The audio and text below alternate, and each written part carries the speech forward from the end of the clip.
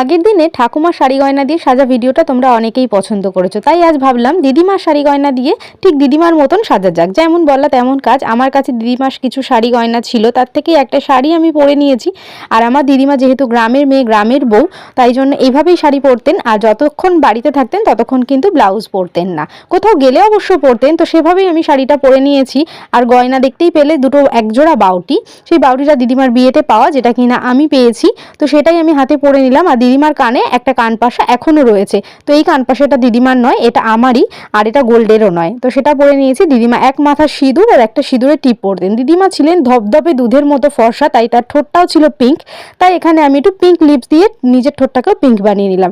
আর এইভাবে দিদিমার বাড়ির সারা কাজ করতেন। জানো তো, আমার দিদিমা যখন বিয়ে হয় তখন কিন্তু মাত্র 12 বছর বয়স। আর এইভাবে আঁচলের মধ্যে চাবিটা বেঁধে ঠিক এইভাবে সারা বাড়ি ঘুরে বেড়াতেন। আর যেই দাদুর আওয়াজ পেতেন অমনি এক মাথা ঘোমটা দিয়ে দিতেন।